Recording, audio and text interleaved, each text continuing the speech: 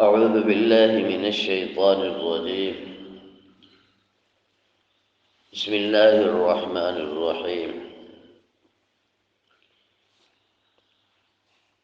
النبي أولى بالمؤمنين من أنفسهم. وقال تعالى: وما أرسلنا من رسول إلا ليطاع بإذن الله.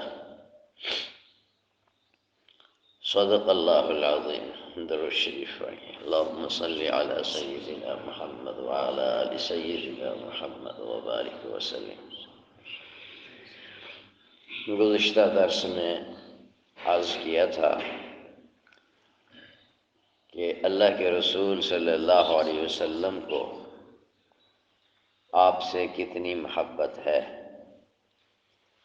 ہر امتی یہ سوچا کرے کہ حضور کو مجھ سے کتنی محبت ہے۔ جتنا اس محبت کو سوچے گا تو اس طرف سے بھی محبت میں، ادب میں اضافہ ہوگا۔ آپ حضور صلی اللہ علیہ وسلم کی محبت کا اندازہ لگائیے۔ قرآن کریم کی ایک آیت ہے: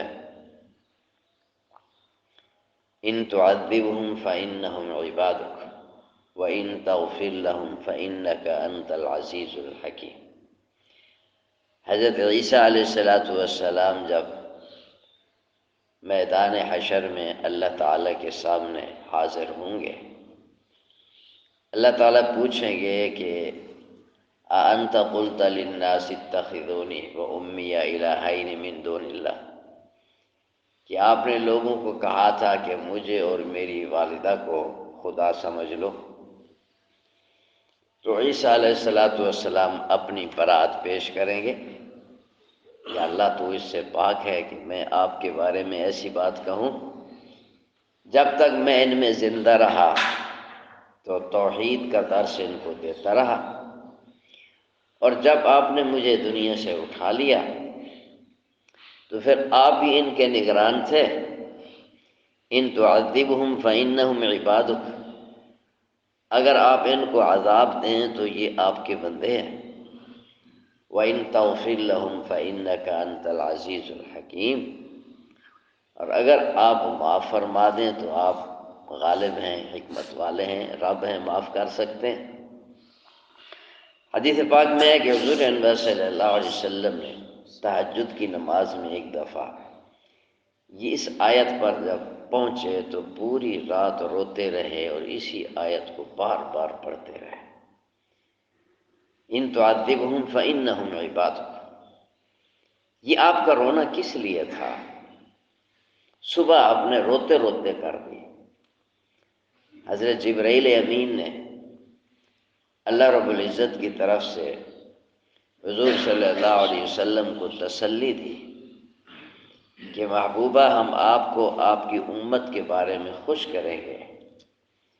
تو فرمایا پھر میں اس وقت تک راضی نہیں ہوں گا جب تک میرا ایک امتی بھی جہنم میں ہوگا۔ سوچنے کی بات یہ ہے کہ جتنا ہمارے نبی ہمارے لیے روئے ہیں، ہم خود اپنے لیے بھی اتنا نہیں روئے ہوں گے۔ دوسری امت کے لیے رونا تو دور کی بات ہے، اپنی ذات کے لیے، اپنی آخرت کے لیے بھی شاید ہم اتنا نہیں روئے ہوں گے جتنا ہمارے آقا پاک صلی اللہ علیہ وسلم ہمارے لیے روئے ہیں۔ ہم تقریباً 1450 سال کے فاصلے پہ بیٹھے ہیں، ہمیں آقا نے نہیں دیکھا، پر ہمارے لیے وہ تڑپے ہیں، روئے ہیں، اللہ سے ہر موقع پہ مانگا ہے۔ حضرت عائشہ صدیقہ ام المؤمنین رضی اللہ تعالی عنہ کی روایت ہے، 15 شعبان فرماتی ہیں میں نے دیکھا بستر خالی ہے، مجھے خدشہ لاحق ہوا، آپ کہاں تشریف لے گئے؟ کہتی ہے میں جب باہر نکلی تو جنت البقیع کی طرف گئی، میں نے دیکھا کہ آپ سجدے میں ہیں اور آپ کے دونوں قدم ایسے سیدھے ہیں، اور کیا مانگ رہے ہیں؟ اللہم امتی، اللہم امتی، اللہ میری امت کو معاف کر دے، اللہ میری امت کو معاف کر دے۔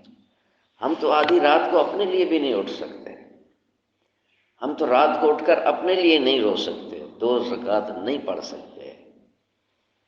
میرے آپ کے آقا صلی اللہ علیہ وسلم نے نیند قربان کی میرے لیے اور آپ کے لیے۔ پھر جب آپ واپس تشریف لائے، تفصیلی واقعہ ہے، ارشاد فرمایا کہ آج اللہ رب العزت کی رحمت جوش میں تھی، میں نے اللہ سے اپنی امت کو بخشوایا ہے، بنو کلب کی جو بکریاں ہیں ان کے بالوں کی جتنی تعداد ہے اتنا آج کی رات میری امت کی بخشش ہوگی۔ یہ ہے نبی کو مجھ سے اور آپ سے کتنی محبت ہے، ہر موقع پہ ہمیں یاد رکھا، ہر موقع پہ۔ دنیا سے تشریف لے جا رہے ہیں، ہمارے ہاں کیا ماحول ہوتا ہے؟ جاتے وقت اپنی اولاد کی فکر ہوتی ہے، اولادوں کی اولاد کی فکر ہوتی ہے۔ دنیا سے جاتے ہوئے بندہ کہتے ہیں یار میرے فلانے کا خیال رکھنا، فلانی کا خیال رکھنا، اس کا کوئی نہیں ہے۔ حضور انور صلی اللہ علیہ وسلم جب دنیا سے تشریف لے جا رہے ہیں، آپ کی اولاد بھی موجود ہے، آپ کی وہ جنت کے دل کے ٹکڑے حسنین کریمین موجود ہیں، آپ کے جگر گوشہ سیدہ فاطمہ موجود ہے، مگر دنیا سے جاتے ہوئے جبرائیل امین سے کیا عرض کر رہے ہیں کہ اگر اللہ پاک مجھے دنیا سے لے جانا چاہ رہے ہیں تو میرے بعد میری امت کا کیا بنے گا؟ اس موقع پہ بھی حضور صلی اللہ علیہ وسلم نے ہمیں یاد رکھا، مجھے یاد رکھا، آپ کو یاد، ہر ایک اپنا نام لے کے اپنے کو خطاب کیا کرے، تنہائی میں بیٹھ کے اپنا نام لے کے، اے فلانے تجھے تیرے نبی نے کتنا یاد رکھا، تیرے ساتھ تیرے نبی صلی اللہ علیہ وسلم نے کتنی محبت کی ہے، کچھ تو خیال کر، کچھ تو حیا کر۔ ادھر سے اتنی محبت اور تیری طرف سے کیا ہے؟ اللہ سے دعائیں مانگ مانگ کے اتنا بڑا پیکج میرے اور آپ کے لیے منظور کرایا کہ میری امت کا پر جو رمضان آئے گا، ہر روز افطار کے وقت میری امت کے 10 لاکھ افراد کی بخشش ہوگی روزانہ۔ یہ بخشش کس لیے ہو رہی ہے؟ میری تیری وجہ سے ہو رہی ہے۔ کہتے ہو تیرا منہ سونا، ہمارا منہ سونا ہے، ہماری وجہ سے ہو رہی ہے۔ ہمارے اندر کیا کوالٹی ہے؟ روزانہ 10 لاکھ افراد کی بخشش ہو رہی ہے، اور آخری رات پورے رمضان میں جتنی تعداد کی بخشش ہوتی ہے، آخری رات ان سب کے مجموعے کے مطابق بخشش ہو جاتی ہے۔ یہ حضور صلی اللہ علیہ وسلم کی وہ رونا ہے جو آج ہمیں کام آ رہا ہے اور قیامت تک کام آتا رہے گا۔ ہم جتنے بھی گناہ گار ہوں، اگر حضور سے بے وفائی نہیں کرتے، بے ادب نہیں ہے، محبت اگر ایمان اور محبت ہے تو آپ کی دعائیں ضرور کام آتی ہیں بھائی۔ حضور کی محبت کو سوچیں۔ ہمیشہ تو ہم یہی سوچتے ہیں نا، حضور سے محبت کرو، حضور سے محبت کرو۔ اب یہ ذہن میں یہ بات آئی ہے شاید اللہ کی طرف سے ہی کہ ہم یہ سوچیں کہ حضور کو مجھ سے کتنی محبت ہے، اب میرے لیے کتنا روئے ہیں، کتنا تڑپے ہیں۔ امی جان سیدہ عائشہ صدیقہ رضی اللہ عنہا فرماتی ہیں آپ تشریف لائے، رات کو لیٹے، نیند نہیں آ رہی، بے چین ہے، کروٹیں بدل رہے ہیں، اور پھر فرمایا کہ بس مجھے چھوڑو، میں اپنے رب کو یاد کروں۔ بس پھر نوافل میں، اور رونا دھونا، آپ کا سارا رونا دھونا اپنی امت کے لیے تھا، ورنہ آپ کو تو ضرورت نہیں تھی، آپ تو سید الاولین والآخرین ہیں، آپ تو جنت کے سردار اور جنت کے گویا والی ہیں، آپ کے اجازت سے ہی، آپ کی وساطت و برکت سے ہی جنت کا دروازہ کھلے گا۔ تو آپ کا جو رونا تھا، اتنا آپ کھڑے ہوتے قیام میں کہ آپ کے قدم مبارک پر ورم آ جاتا، پاؤں مبارک سوج جاتے تھے۔ کیوں روتے تھے؟ وہ میرے اور آپ کے لیے۔ اسے بھی حضور کی محبت کو ہم سوچیں اور بار بار سوچیں۔ صحابہ کرام نے حضور صلی اللہ علیہ وسلم سے پوچھا کہ قیامت کے دن اگر آپ کو ہم تلاش کریں تو کہاں ملیں گے؟ سوچیے، اس دن ہر ایک کو اپنی پڑی ہوئی ہوگی، حتیٰ کہ انبیاء علیہ السلام جو اللہ کی مخلوق میں سب سے بلند ترین درجے کے لوگ ہیں، انبیاء علیہ السلام ہیں، جن کا درجہ فرشتوں سے بھی اونچا ہے۔ انبیاء علیہ السلام بھی اپنی اپنی فکر میں ہوں گے، اللہم نفسی نفسی۔ تو آپ سے پوچھا گیا کہ آپ کہاں ہمیں ملیں گے؟ فرمایا مجھے یا تو میزان پر دیکھو گے جہاں میری امت کے اعمال تولے جا رہے ہوں گے، میں دیکھوں گا میری امت کے اعمال کیسے تولتے ہیں، یا پھر مجھے پل صراط پہ دیکھنا، وہاں پر ملوں گا کہ میری امت کیسے اس خطرناک اور مشکل ترین جگہ کو کیسے عبور کرتی ہے، کہ میدان حشر کی گرمی میں اور اس کے ہولناک مناظر میں بھی حضور صلی اللہ علیہ وسلم اگر فکر مند ہوں گے تو میرے اور آپ کے لیے ہوں گے۔ خدا را حضور کی محبت کو سوچئے اور خوب سوچئے اور بار بار سوچئے، روزانہ کا مراقبہ کیا کریں، 2-4 منٹ 5 منٹ نکال لیں، اپنے کو خطاب کریں، اپنا نام لے کے فلاں نے تیرے ساتھ تیرے نبی نے کتنی محبت کی ہے، اور تو نے اپنے نبی کی محبت کا کیا جواب دیا، اور نبی کی محبت کا جواب کیا ہے کہ امتی بھی نبی سے محبت کرے، اور ایسی محبت کرے کہ ہر چیز سے بڑھ کر، ہر چیز سے بڑھ کر نبی سے اگر محبت نہیں ہوگی تو اس کو ایمان ہی نہیں ہے، وہ ایمان ہی نہیں ہے۔ لا یؤمن احدکم حتی اکون احب الیہ، کہ اس وقت تک کوئی شخص مومن نہیں ہو سکتا جب تک اس کے دل میں میری محبت ہر چیز سے زیادہ نہ ہو جائے، اس وقت تک ایمان ہی نہیں ہے۔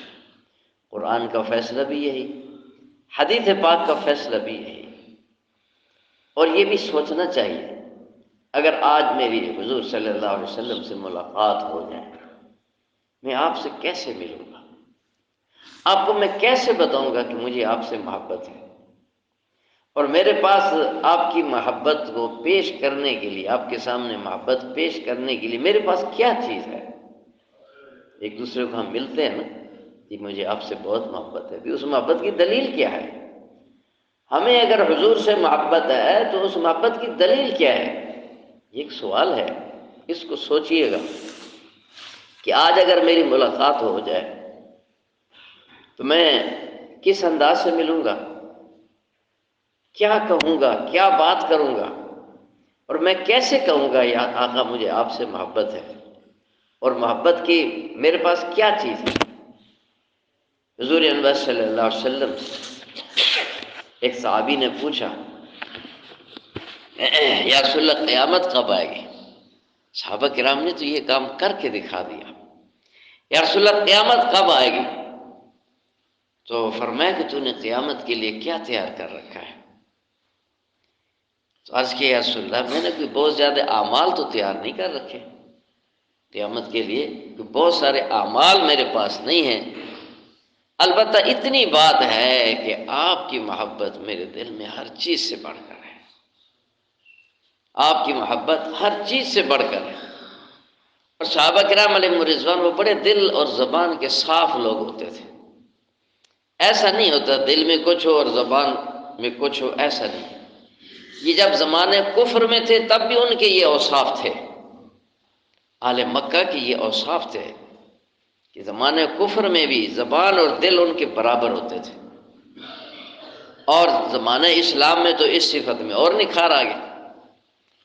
جب انہوں نے یہ عرض کیا حضور صلی اللہ علیہ وسلم نے ارشاد فرمایا المرء مع من احبہ، کہ آدمی قیامت کے دن اسی کے ساتھ ہوگا جس کے ساتھ وہ محبت کرے گا۔ صحابہ کرام فرماتے ہیں اس بات پر ہمیں اتنا خوشی ہوئی کہ ایمان لانے کے بعد سب سے زیادہ خوشی ہمیں اس بات پہ ہوئی کہ ہم قیامت میں اپنے آقا کریم صلی اللہ علیہ وسلم کے ساتھ ہوں گے۔ وہ بھوکے پیاسے ہوتے تھے، کئی دنوں کے فاقے، جب حضور انور صلی اللہ علیہ وسلم کا دیدار کر لیتے، زیارت کر لیتے، ان کی بھوک ختم ہو جاتی، پیاس ختم ہو جاتی، عورتوں کے عجیب عجیب واقعات غزوہ احد میں، جی خاتون عورت، اس کو راستے میں اطلاع ملی کہ تیرا خاوند شہید ہو گیا. کہا کہ اللہ انا للہ انا الیہ راجعون، مجھے میرے آقا کے بارے میں بتلاؤ. پھر اطلاع ملی کہ تیرا بیٹا شہید ہو گیا. کہا کہ مجھے حضور کے بارے میں بتاؤ. اطلاع ملی تیرا بھائی شہید ہو گیا. کہا مجھے حضور کے بارے میں بتلاؤ. اب عورت کے یہی بڑے سہارے ہوتے ہیں، باپ ہے، بھائی ہے، بیٹا ہے، خاوند ہے، سارے سہارے اس کے کٹ گئے ہیں، مگر وہ کہتی ہے کہ مجھے حضور صلی اللہ علیہ وسلم کے بارے میں بتاؤ. جب بتایا گیا کہ آپ خیریت سے ہیں، زیارت کر لی، تو کیا عرض کیا؟ کہا بس جب آپ موجود ہیں تو آپ کے بعد ہر غم میرے لیے آسان ہے. صحابہ کرام علیہ رضوان نے اس طرح بھی ٹوٹ کر محبت کی ہے. تو حب الرسول صلی اللہ علیہ وسلم کے تذکرے ہم آپس میں بھی کیا کریں، گھروں میں کریں. آج کل عجیب ماحول آ گیا، موبائل اور سوشل میڈیا نے ایمان بھی تباہ کر دیا، اخلاق بھی تباہ کر دیے، کسی کے پاس بات کرنے کا ٹائم ہی نہیں ہے.